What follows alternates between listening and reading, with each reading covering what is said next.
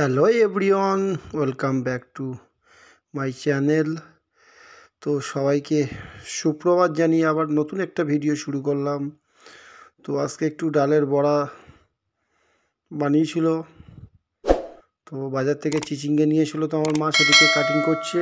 আর আমার মেয়ে খুব দুষ্টুমি করছিল যে পাপা চলো বক দেখতে যাবো, বক দেখতে যাবো। তো আমি বললাম তো এই গরমের মধ্যে কি করে যাব, তো ও তো নাছোড়বান্দা। তাই বললাম ঠিক আছে চলো। তো আমাদের বাড়ির পিছনেই সব জলকর শুরু, যেদিকে তাকাবেন সেদিকেই জলকর। খুব মনোরম পরিবেশ, ভৌগোলিক দিক থেকে খুব সুন্দর লাগে। মনে হবে যেন একটা ছোট্ট দীঘায় আমরা চলে এসেছি। তো সবাই চ্যানেলটাকে সাবস্ক্রাইব করে পাশে থাকবেন, যাতে আমি আরও নতুন ভিডিও আনতে পারি। ও আপনাদের সাপোর্ট প্রচণ্ডভাবে দরকার।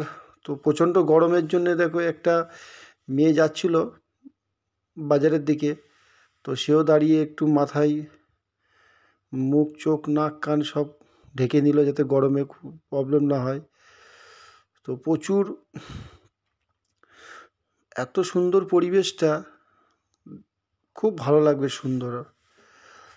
তার কারণ হচ্ছে আমাদের বাড়ির পিছন থেকে পুরোটাই জলকর।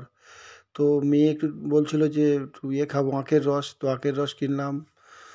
তো এই আমার বউ রান্না বান্না করছিল, তো ওই বড়া দিয়েই একটু সবজি বানিয়েছিল। সেই সবজিটা আর সঙ্গে একটু ডাল বানিয়েছিল, ওই বুটির ডাল করেছিল। তো বেশ খেতে খুব ভালোই লেগেছে আজকে। সাদামাটাকে যেহেতু গরম পড়েছে, তো বেশি হাবিজাবি খেয়ে লাভ নেই। তো হালকা হালকার উপর দিয়ে সবজি বানিয়েছিল আর ডাল বানিয়েছিল একটু। এখন গরমের সময় মানুষের মেন খাবার হচ্ছে টক ডাল আর উচ্ছে ভাজা, উচ্ছে চচ্চড়ি। তো সবাই চ্যানেলটাকে ভিজিট করবে। এই যে ঝিঙে কেটে রেখেছিল মা, সেটাকে ভাজা করছিল, তারও একটা ক্লিপস তুললাম।